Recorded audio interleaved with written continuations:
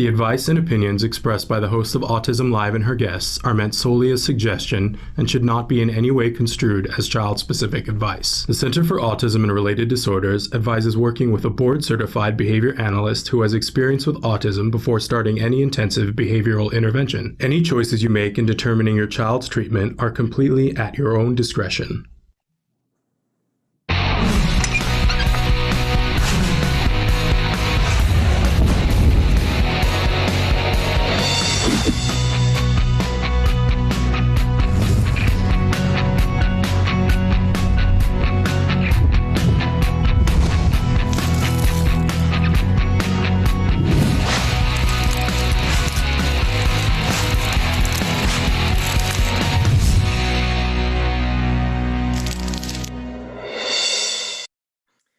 Good morning and welcome to Autism Live. Are you guys all remembering to dance at least a minute a day? Dance with abandon, do it for yourself, do it to remember Joanne Lara.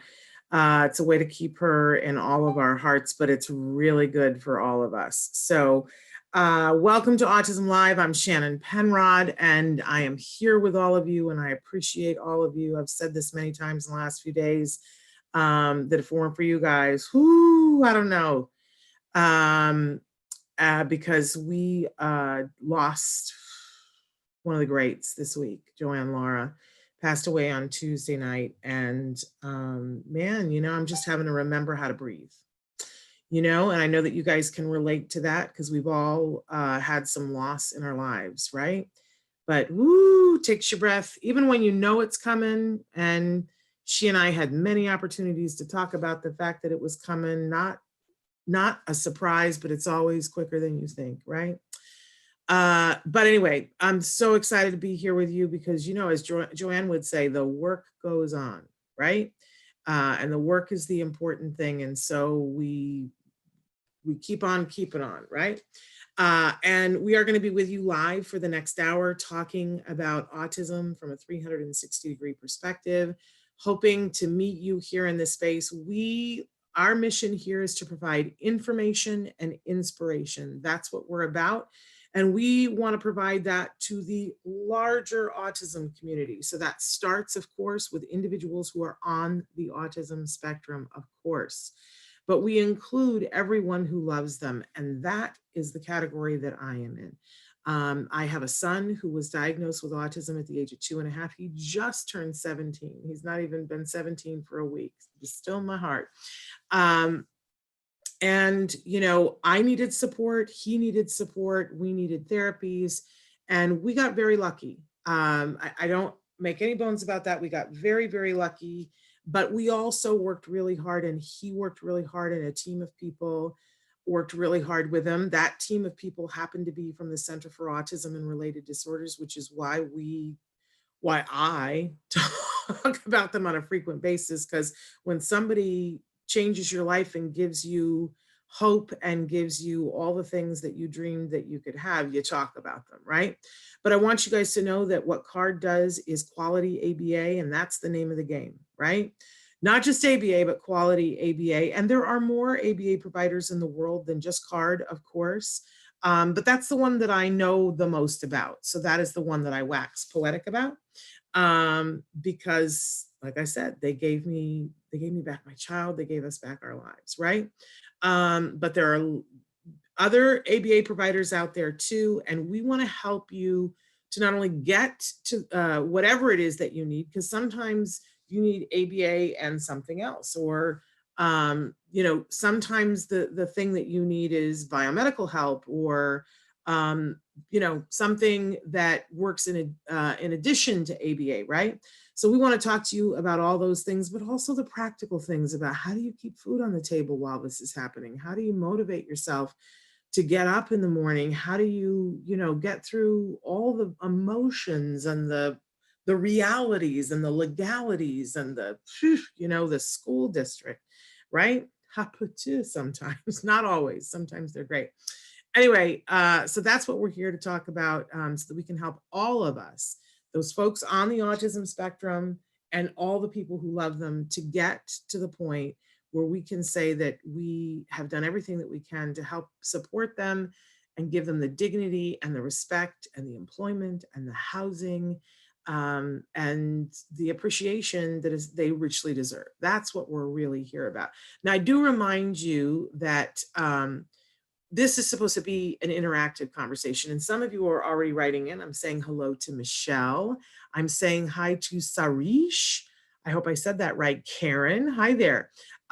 Sonali, and I'm saying hi to Valerie. We're having people from, Manal is from Dubai. And we've got people from Georgia writing in. I absolutely love it. Feel free to write in. There's lots of places to write in on Facebook, on YouTube, on Twitter, on Periscope. We're all live on those places. Later on, this show will be podcast to iTunes. We're on Deezer and, what else? iHeartRadio, Spotify. Spotify is the one that I always forget. But don't forget that our homepage is autism-live.com. There's a couple of things that happen on the homepage that are really cool. One of them is there's a chat, and you guys can be writing in on the chat. We had some problems with it last week, but it is open now. And in a minute, I'm going to address a question that came in on the live chat. And there we go. And you can also look at the toy guide. A lot of you have written in and said that you are having trouble, that you need something new, that it seems, like you got to refresh. So we've got toy guides. You can go through and look at your child's age and ability and interest and go, hey, and I'll tell you, in the last 2 years, the toy guide is interactive, so that you click on the name of the toy and it takes you right to where you can order it. We don't get anything for that. I just want you to be clear that we don't get any money from that. In fact, what we do get is, it's just about this time of year that we put out a call to toy makers and say, hey, send us stuff. We'll open it up. Gotta send us 2. We open one, unbox it, we play with it, and we have kids on the autism spectrum play with it. We have therapists play with it. And then we rate the toys and decide, hey, this one is really awesome for this. And, this one, we get amazing toys, and they don't all make the guide, but all of the toys we get, we donate. So that's a really, really cool thing. But that's really all that we get is the actual toys to review. So we don't take any money. That's just a service for you guys to help you, because I know what it's like when you want to get a toy that really makes your heart sing and makes your child's heart sing, and it's educational for them, but it's super fun.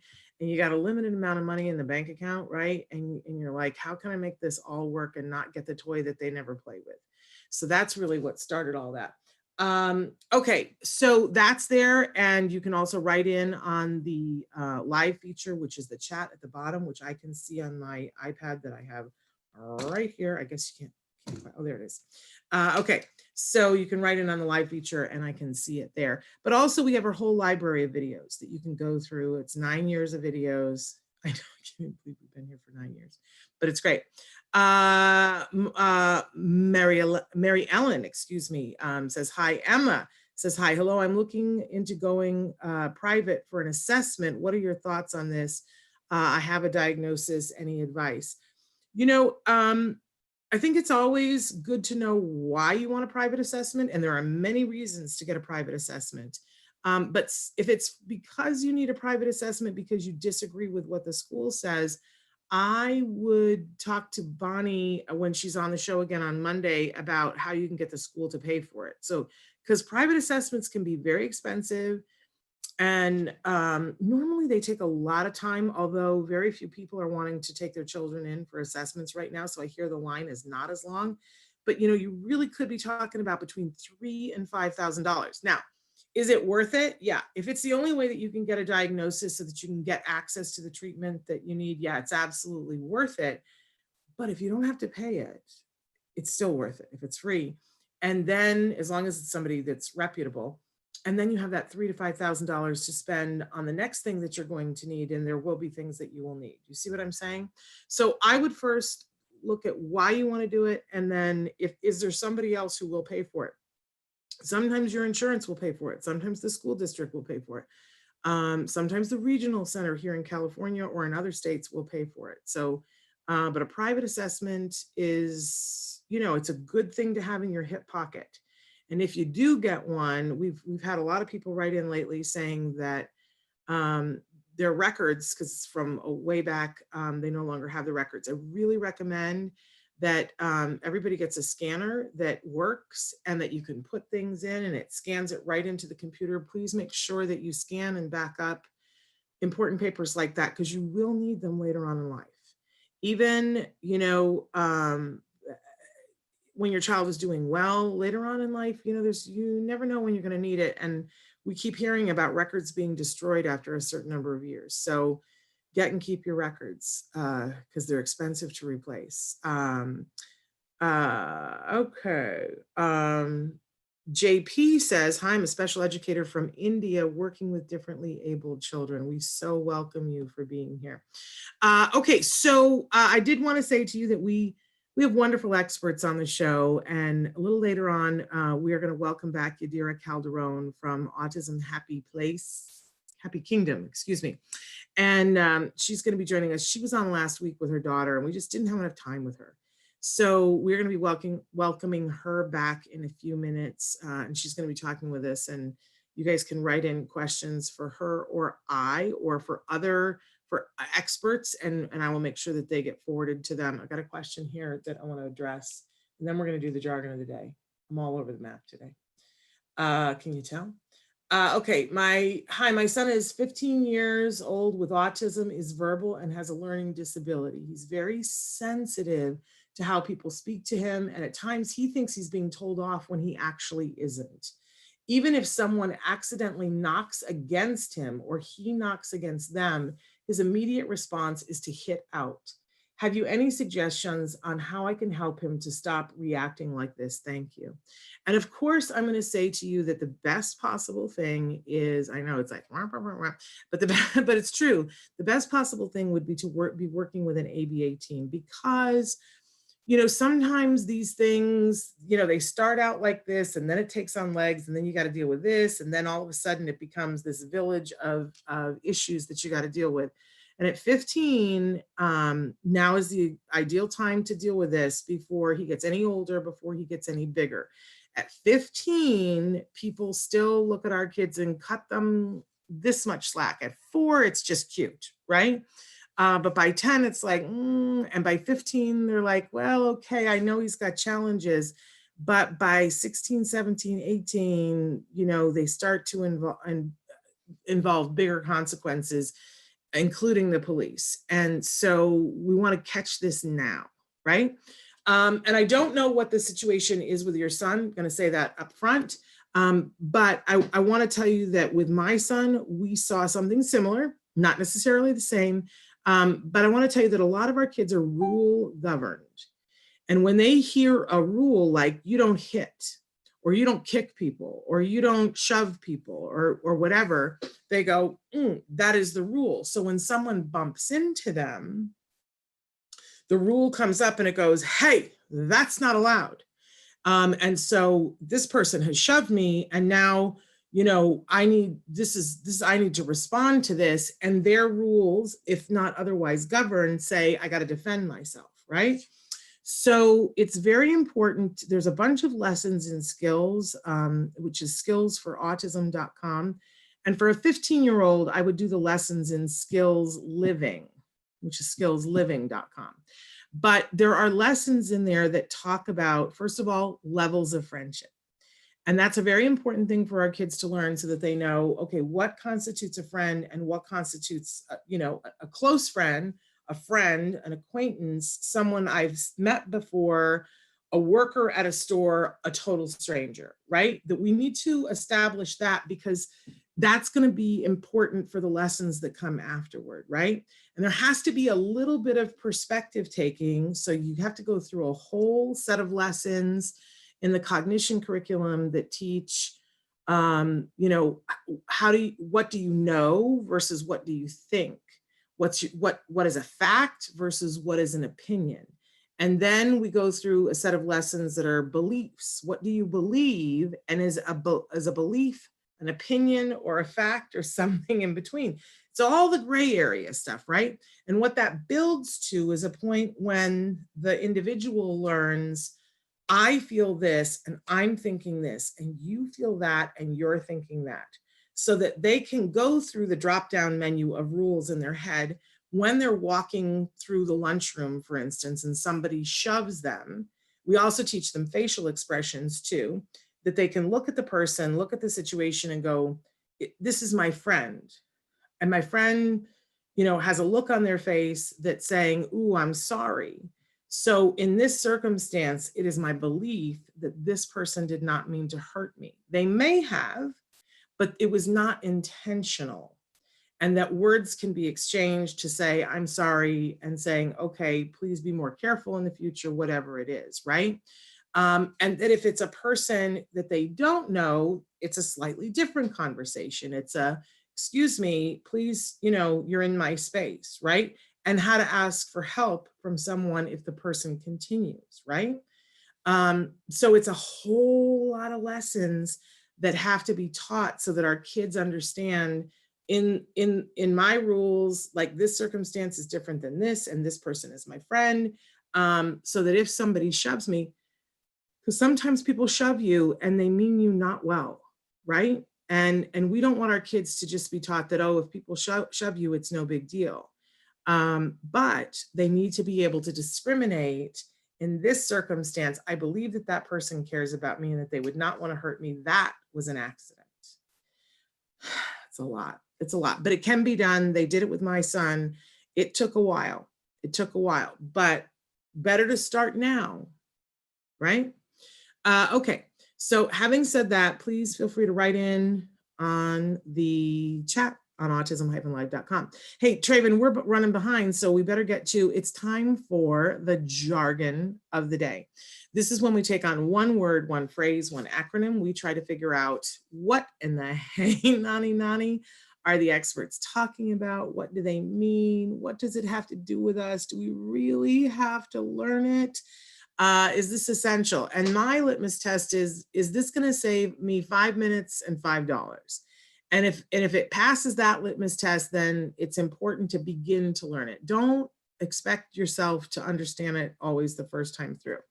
But today's jargon term is intraverbal because we've been working through the verbal operants. Okay, so let's take a look at what the actual definition for intraverbal is. I'm frightened. Are you? Because it's probably pretty intense and maybe we can make fun of it.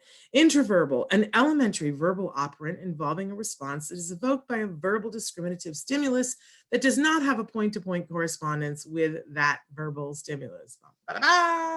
Yeah, it's not as bad as I thought it was going to be, right?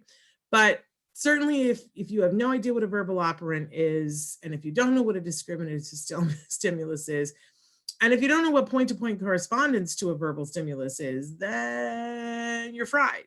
You need 7 dictionaries and a psychologist to help you to work through this particular definition. And we don't have time for that. So let's move on to our working definition for intraverbal, because this is an important one, I promise you. Intraverbal is something that somebody says in response to the language of another person. It's conversational language. It's a little bit more in depth than that. And I promise you, experts all over the world are breaking out into hives right now. So we already talked before about manding. Well, first we talked about echoics and how sometimes our kids will just echo what's being said. And then we talked about manding, how they'll request something. They'll say cookie because they want a cookie. And so they say cookie, they're asking for it. They get the cookie, that's the reinforcer. Then we talked about tacting, that tacting is when you notice something new or novel in the environment and you react to it, either pointing or you verbally label it because you want to call it into the attention of someone else there with you, which is the beginning seed of conversation, right? Now, a lot of you will write into the show and say, I want my child to be conversational. I want to get the conversation going, flowing back and forth, not be a monologue. My child is speaking now. I'm very thrilled, but it's a monologue. And when you ask them a question, like we just don't get the back and forth. But my kid can label things, they have thousands of words, but where's my conversation? And I'll tell you where it is. It's in the intraverbal because it has to be taught. And unfortunately, I love me some fabulous speech and language pathologists, don't get me wrong, but a lot of them either don't have the time to get to intraverbals or it's not something they're as adept at because there's a real behavioral component to interverbal. So let's say that we're teaching the word apple, right?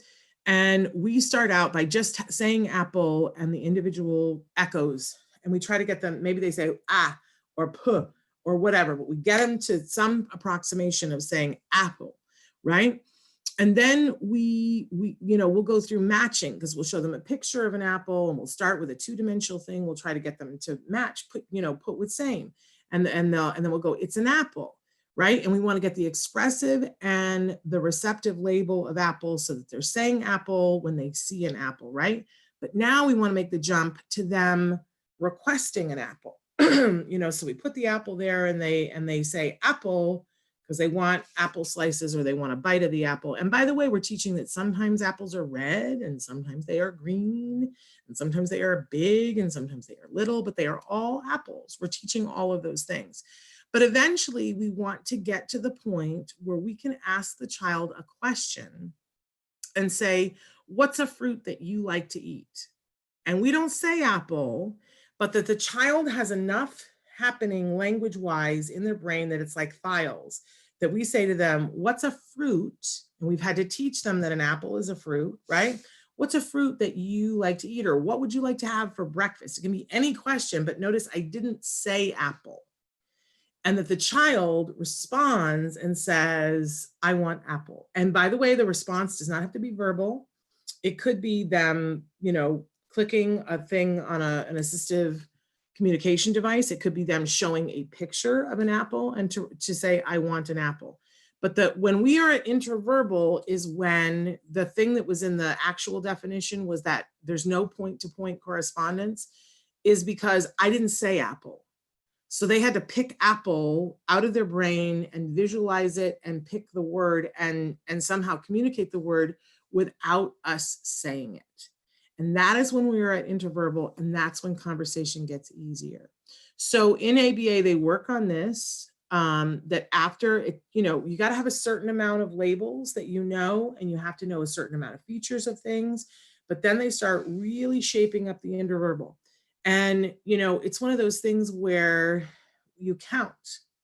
It's like the volleying of a tennis ball. You count how many times the conversation goes over the net. So you say to your child, what would you like for breakfast? And your child says, I want an apple. And in the beginning, man, that's everything, right? You just go, oh, we have arrived in the promised land. But like all things, we want more, right? So then at some point we say, what would you like for breakfast? And they say, I want an apple. And they say, is there any juice? And you go, yes. Would you like juice? And they go, yes. And you go, there were 3 volleys. We got to 3 volleys on the same topic. And it didn't have to do with a necessary preferred topic. And your heart beats faster and you go, oh my gosh, is this for real? Am I really seeing this? And then you go to 4 volleys and then you go to 5. And around 5, between 5 and 7, they make you stop counting because you're there. But if you don't work on interverbals, it's unlikely that you get there because we got to keep building and building and building. So if you're at the point where your kid is labeling, that's great. That's a great stepping stone, but we got to get to interverbals. And then, of course, next time we're going to talk about autoclitics, which that's a whole other Oprah. You know what I'm saying?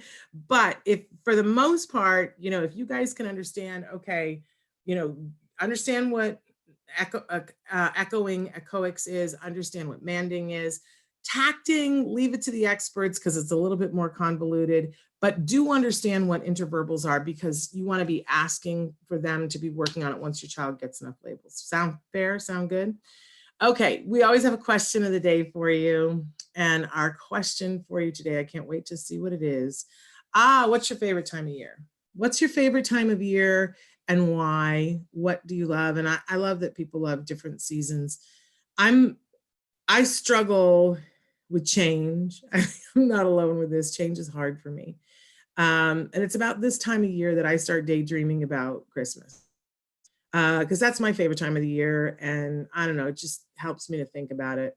when things are hard. But I'm always trying to remind myself that we got to be in the season we're in. And it's okay to be, planning for Christmas. And I sort of have to because of the toy guide and our sensitive Santa thing. Um, but you got to appreciate the seasons that you're in. And I don't know about the rest of you, but we sort of missed spring. Spring kind of went down the tubes, right? And I just the other day realized that it's summer and that it's summer for most of us. If you're watching us from Australia, that is not the case. You're in winter. But for most of us, it's summer. And even if you're in Australia and it's winter, there's something to be appreciated in this season. And I do think that being in the now, we always want to be planning for the future, but being in the now is where the joy is. And so, no matter what your favorite time of year is, I hope that you will find something in some way to appreciate the season that we are in. It's not the same this year. It's not going to be the same, but there is something, whether it's that you make hot dogs and you have them inside, if that's what your circumstances are because you're in an apartment. More and more people are able to get to parks, but you got to do it safely. But find a way to appreciate that it is summer. And tell us what your favorite time of the year is. So moving on, we have our topic for the week. And our topic this week is just the truth. There's never enough time. Somebody said to me a couple of years ago, boy, it's too bad that nobody tells you when you have a kid that there's only a certain number of Halloweens that you get. I think for the autism community, it's a little bit different because we allow our kids things that the rest of society says, oh, I think you're too old for that. And I kind of like that about us. I like that we roll that way because there's just never enough time. And but it makes me think about, how many things are there that we just miss in the day. And when my son was little, I knew because people had told me that I loved to hold him and I loved to walk around with him on my hip. I had a bad back, but it was a very happy, and he was a big baby, but it was a very happy, happy time for me. And every time that I would take him out of his car seat when he was little to put him into a shopping cart or take him out of the shopping cart to put him in the car seat, I always, always took an extra second, held him, sniffed his head because I knew that was fleeting.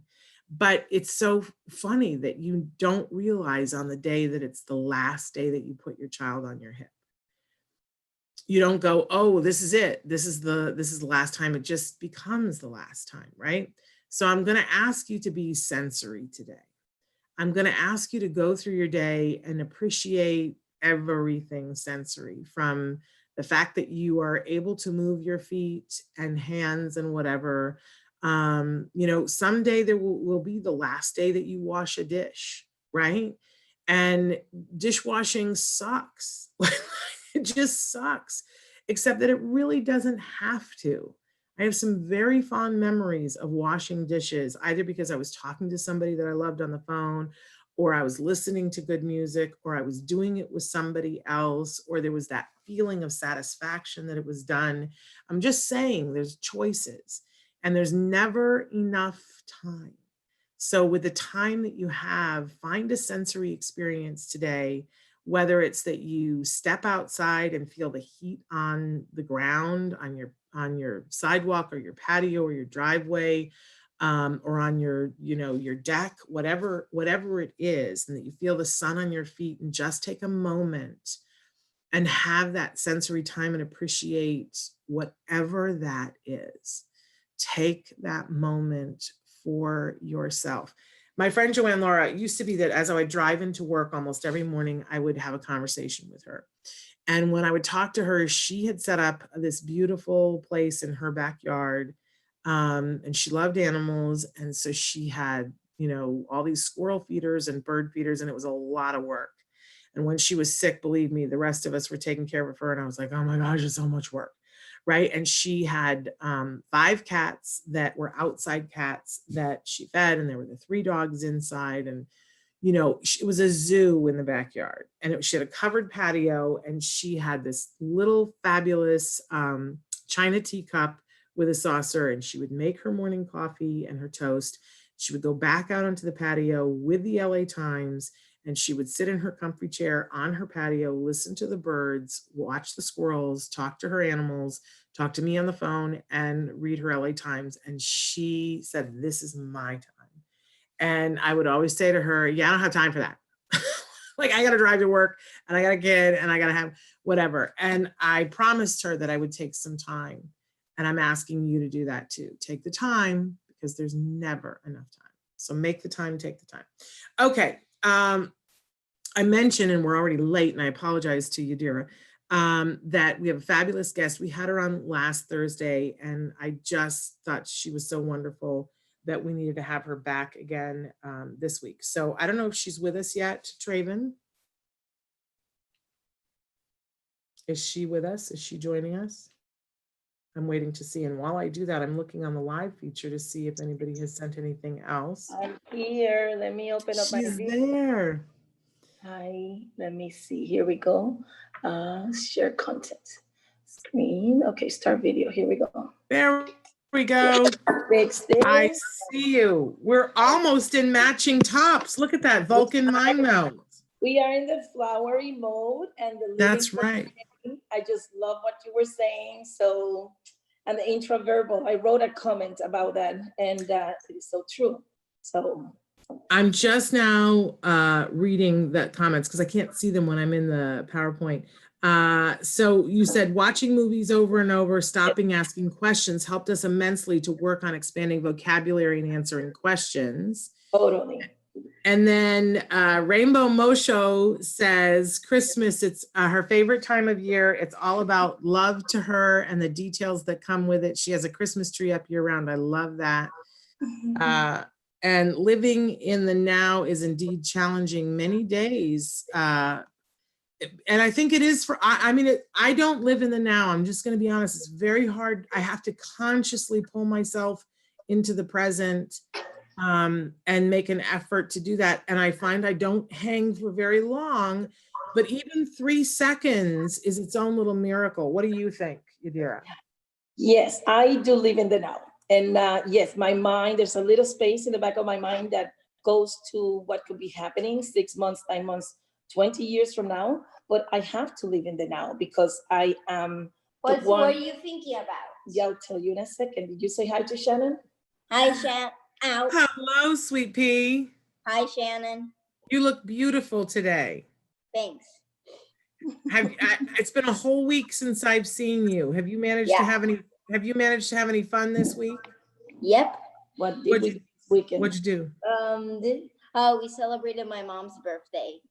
That's right. Happy birthday. That was Monday, right? 53. I'm 53. Wow. Well, you're a youngin'. I'm 57. So we are youngins. You are a youngin'. And so did she make you any art for your birthday? She did not, but she was awesome because she went along with the whole process, and we had multiple celebrations, and they involved hikes and meals at people's homes. So she was the best present, you know. Love it. I love it, love it, love it. Ready to live it, ready to what you were just saying, ready to live the day, ready to live the today. And this is what matters now. And it is that moment that us as parents have to realize, good, our kids are understanding, you know, that yes, we parents are here to give our all, but there are those instances where we also matter. And at this point, she has the capability of understanding that. And she responded in kind. So I'm very, very fortunate. Mom? She has a question. It's okay. I'm always about, yeah. You have a question? Yes. I got 2 questions, actually. Okay. What's your favorite animal? Oh, that's a tough one. I love my dogs. And now I have a new dog. And I've always loved dogs, but I really love otters and I love camels. That's a good combo. So what's your favorite animal? Oh, the blue whale, because it's the largest animal on the planet. Have you ever seen a blue whale? No, Well, didn't we see one in New York City, the museum? Even though it yeah, wasn't the alive? statue. Yes. There you go. Well, It that's was pretty. huge. So It that- fit in the entire ocean exhibit. Yes. That's amazing. That's amazing. Well, I've had the opportunity to go and see some otters and to see some camels, but I've never gotten to pet an otter or pet a camel. Yeah. But that's You should on pet my a list. platypus. A platypus? Yes. Oh my goodness. I would love to meet a platypus. Yes, me too. Do you have any pets? Do you guys have pets? Oh, we have fish, but every year when I'm every year in my life, I always ask my mom if we could ever get a puppy, but she always says no. At this point in our lives, our reality does not allow us to bring into the household the Yes. space, the money needed, and the care. And she's getting older. And like I tell her, you need to be very patient. These are things that in the future we can consider, but right now it is not realistic. I got to be honest, my son he asked for a puppy forever and he didn't get one. I think he was 12 when he got a puppy for the first time because we weren't living someplace where we could have one. And now suddenly we have two. So, sometime, wait, because maybe sometime it'll happen for you too. Yeah, What kind of a dog would you get? Would you get a big dog or a little dog? a big dog, because I've heard of the world's biggest dog breeds. They're big and fluffy. Not big and fluffy. and what that represents, the big and fluffiness of everything the dog will do. Mom, So we need a big house, we need a big yard. So Mom, Yes. great fun. And a big Well, vacuum Mom. cleaner.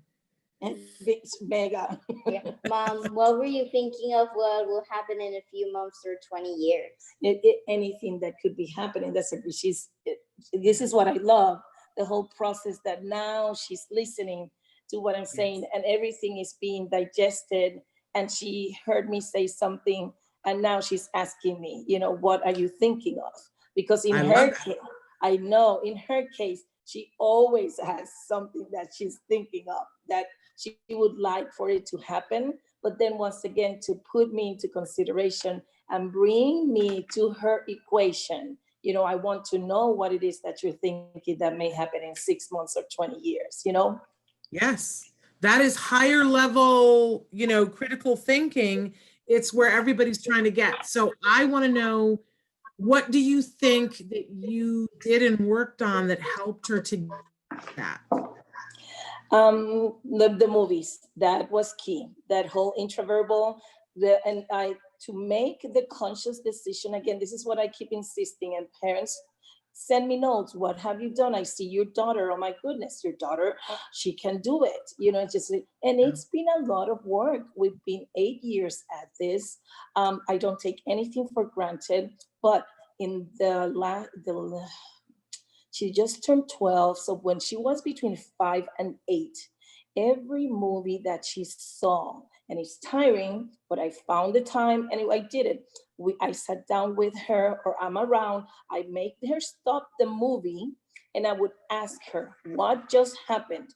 Who is that? How are they dressed? What are they saying? Why is this important? And I would bring back a couple of events or a couple of scenes from before. And I asked her, but wait a second. I don't understand what happened before. And why is this happening now? And she would learn, and she did learn, to seek that relationship and understanding that there is a flow and a continuity in a story. And she would proceed, oh my goodness, 300 times. And she would explain to me the whole movie. And that's why a lot of our kids have the capability to memorize movies. But then that capability is magnificent and is very powerful. But again, us as parents, we need to expand on that capability, and we need to bring in our kids to the now. And the now is that we need to ask those questions so our children are not only spitting out and repeating the movie, but putting their mind, these other spaces in the brain at work and answering those questions that we are asking. At first, many times there were no answers. And you know that, Shannon. There were no answers. Yes, I do. Yes, there were no answers. And I gave her the answers. So again, whatever was happening in her brain, she could continue to establish the links and the relationships. As time passed, how many times did I say, hip, hip, hooray, here goes my daughter. She gets it. And in the last 3 or 4 years, she is the one right now who stops the movie and say, Mom, did you see this? This is what happened, blah, blah, blah, blah, blah.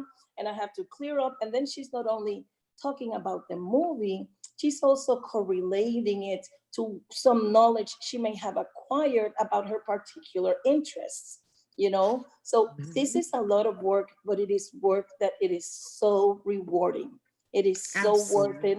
And I urge you parents, please, I know you're busy. I know now we are worried. I am unemployed right now. I have no guarantee of employment. I'm looking for a work from home job, you know, but all of that, I know I will find a solution. I remain in the now. I remain in the present, what it is that my daughter needs today. Okay, so we can continue building on her challenges. Last week was mega fascinating as we were in the middle of celebrating my birthday. Here we go, puberty, the reality, exactly. And you know tons about that too, Shannon. That will be a topic for another show if we can come back, okay? But again, living the present, living the day, and if it comes with beauty, like you just said, absorb that moment, like you just said, seek that sensory experience. But on the other hand, if the day begins with the challenges, do take that step back. This is your now at this moment. Deal with it as best as you can. Reach out, make that phone call. There are so many groups, there are so many phone lines. And so I don't accept it when my parent tells me, I don't know who to go to. And I say, well, for starters, you're just coming to me, which is great. I don't have answers for you, but have you considered this, and that? There are so many organizations that are out there and they can help us, but it is only up to us to make sure that we make the connection and we create that link. The needs of our children are not going away, and we have to work very hard at them to make sure that we are going to do the best we can to learn from them, being in parental police, psychiatrist, psychologist, social worker mode on a 24/7 basis. It's draining. It's very challenging, but in every day that we have, there is opportunity, and we need to seek that opportunity to make it better. Now, I got to ask you, because you are so upbeat, you are so positive, you are such an inspiration and such a mover and shaker, but I think that people often assume that people who are upbeat never have a bad day, never ever felt down in the dumps. So, like, maybe if you could talk to people about, first of all, a period of time when you didn't know what you know now and were feeling like maybe it was overwhelming, and how you got through that, and how you handle when things are hard now. First, about 4 or 5 years ago, things were very difficult. The Mises needs, the reality, the lack of stability. And for us parents, you know, now I'm a single mom with my family supporting now the best way they can. And then at that moment they also were, but again, with our children, it wasn't always what I needed. And there were many moments where I felt alone, where I was scared, where I felt sad. And I just, and I have had suicidal thoughts, and I've written about it. And how did I make the decision? It's okay. Is she okay? I want to make sure she's okay before we do. She's good, thank you. Just a cup of water that got spilled.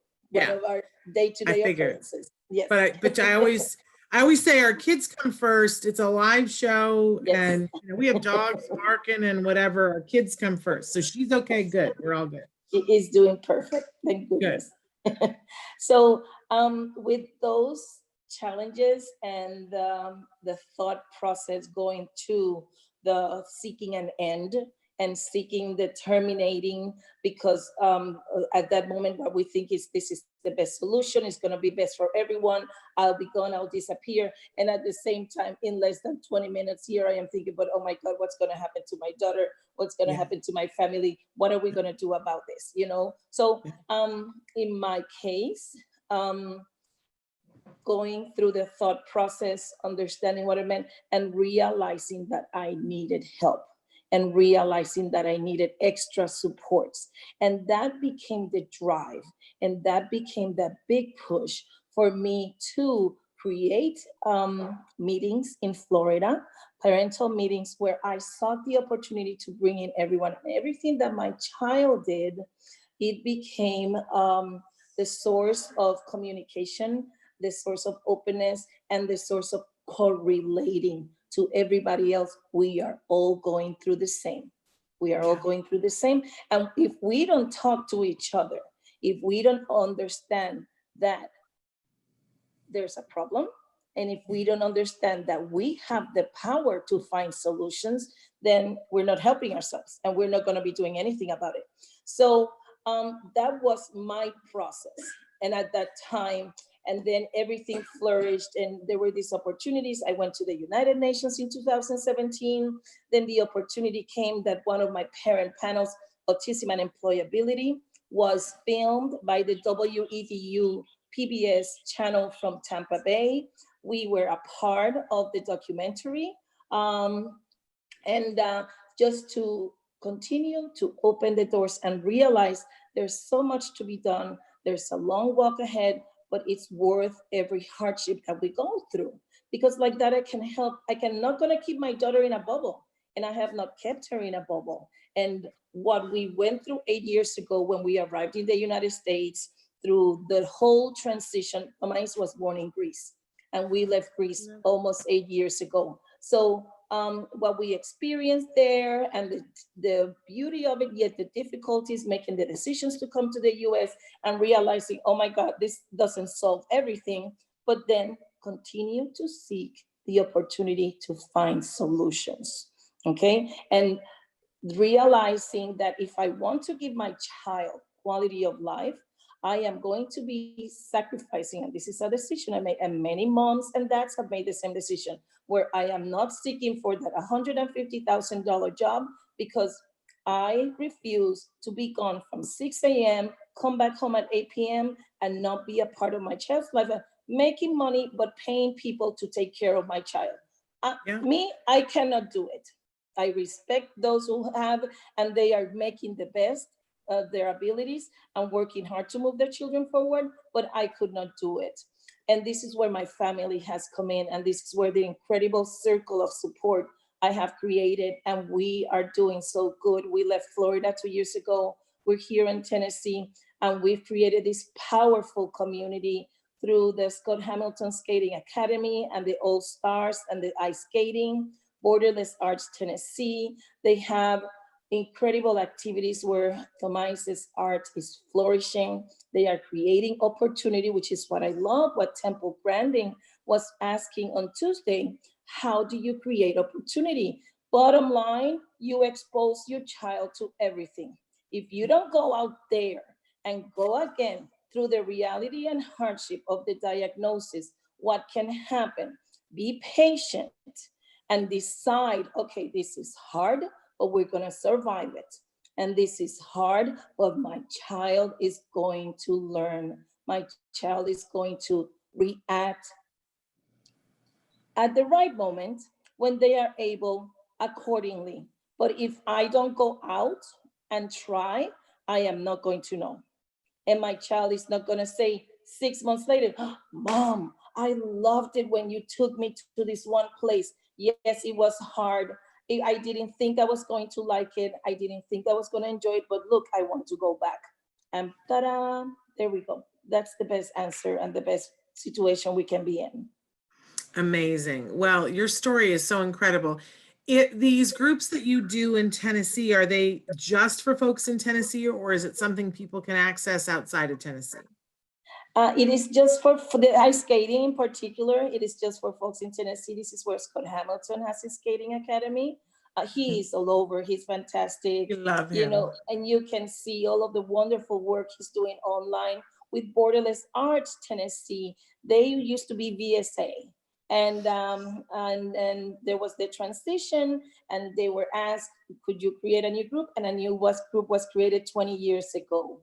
And what they're doing right now is fascinating. Theater, masks, the graphic arts, okay, music, dance, and the majority of now with COVID-19 and the reality, a lot of the workshops and webinars are online, which everyone can have access to. So if anyone goes to borderlessartstn.org, they can communicate with them, and they can ask, and they can be given access to the videos that are being made right now, exposing everyone to a variety of artistic opportunities. And it's just super exciting. I know, I love it. And we've done art exhibits with them. Today we were supposed to be, today's Thursday, yes. Today we were supposed to be in New York City with them, because tomorrow we were supposed to be at the United Nations with a special visit. And on Saturday, we're gonna be having a private tour of the Guggenheim. So it's not happening. Darn you, coronavirus, I hate you. I want to go Brooklyn, New York. I want to go to Brooklyn, New York too. That was devastating, but at the same time, living today, living the day, this is what it has brought to us. Yes. And we keep making plans, but we keep surviving today and making the most of it. Yes, because as inconvenient as this time is, I keep saying there is going to come a day when this too shall pass. And we will look back and we will have a memory of this time. And it can be a memory of strife, or it can be a memory of togetherness. Yes. And a time in which we grew in a way that we couldn't. I mean, I know people, I've got a ukulele sitting here and I keep saying I'm going to learn it. And if I don't learn it, it might be that I never do, because I may never have this time again. But everybody's got their ukulele. Like, what is it that you have not had the time for, that you said, if I ever have the time, because it might be now, and we have to live in the time that we're in. And I find that most of my unhappiness right now comes from focusing on what I can't do, not what I can do. That's correct. That's correct. That's correct. So, and that's very human. We are human beings after all. Okay. Yes. And it's normal, and it's so important to voice it. It's so important to verbalize it. It's so important to have someone else listen to you. But bottom line, this is the way it is right now. Yeah. And I was just going to say, how do we change our minds? Our topic last week was change your mind, because once you notice, oh, I'm focusing on all the things I can't do, not the things I can do, well, then the next step is to change your mind. Yes, I agree. And what you can do right now, understanding that has a lot of meaning. Yes. As benign as it might seem, there is so much meaning to what we have to do right now, because again, we're all going to be better people at the end of the road after this passes, because it will pass, and it will take a lot of our effort to join forces and to make sure that it will pass. And we must come out stronger out of this, and our families, our children, we must come out better people and better human beings, and keep making this world a better place for all of us. I think that you have a future as a preacher, because you take us to church every time, Yadira.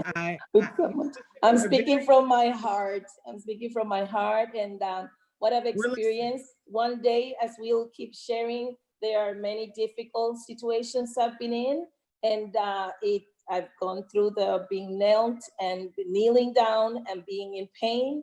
But here we go. We rise. Together we rise, and I haven't done it alone. I've had good people around me to help me make it happen. Well, you are amazing. How can people connect with you if they want to follow your story and your beautiful daughter's story? Thank you.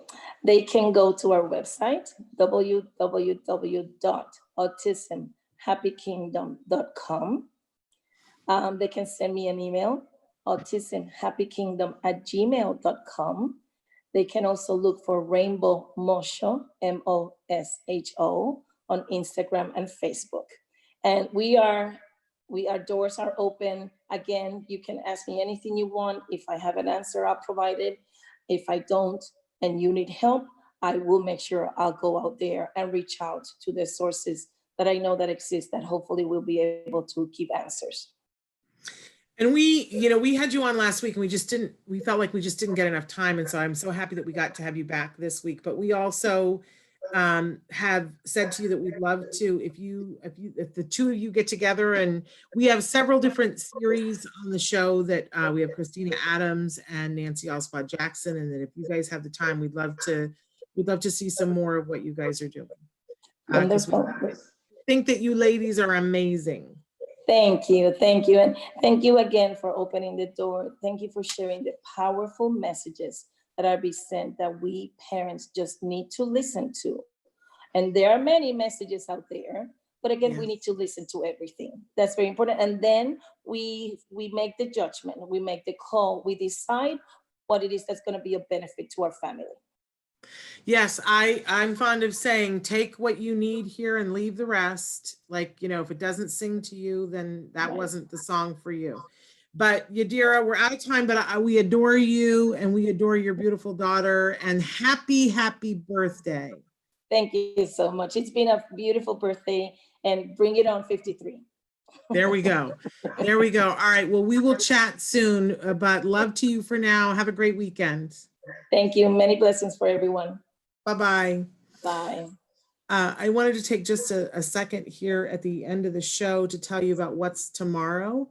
Tomorrow is Let's Talk Autism with Shannon and Nancy. Nancy Alspaugh Jackson will be joining me. Right at the start of the show, we have our amazing Karen Nolte, who's going to be giving us an update on some research. And then we're very quickly going to move into that Matt Asner and Nava Paskowitz Asner will be with Nancy and I. I'm sure that we will all take a moment to remember Joanne, because we were four friends very close with Joanne. But we really want to focus tomorrow on the work. And there's some amazing things happening over at the Ed Asner Family Center, including their Unity Walk that's coming up that absolutely everyone across the country can participate in. We missed a lot in April. April is our month in which, sometimes I feel like we do too much in April and that it should be spread out throughout the year. But I also find that it's like that when they slingshot around the moon, they go around the dark side of the moon because the gravitational pull, it's going to, like wing them around, and they get more for their gas mileage. It's like a recharge.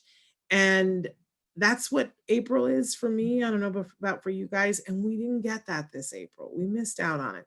So many big autism organizations, including the Ed Asner Family Center, are finding inroads, things that we can do during COVID to have togetherness, separate togetherness, but to get the recharge, because that's the part that we all still need, is the recharge, that, feeling of, oh, right, I'm part of a bigger community. I'm not in this by myself, that we can hold hands, whether it's virtual or not, that si se puede that I'm always talking about, right? So Matt and Nava will be here tomorrow, guaranteed to have a laugh and a cry because it'll be Shannon and Nancy and Matt and Nava. You can't beat that. And then a little Karen Nolte on the side. So research on the side. I love all of you. Thank you for being here through this with me, because I have needed you and I will continue to need you. And I hope that we'll continue to provide you with that information and inspiration. I'll be back tomorrow. Until then, give your kiddos a hug from me and one for you too. Bye-bye for now.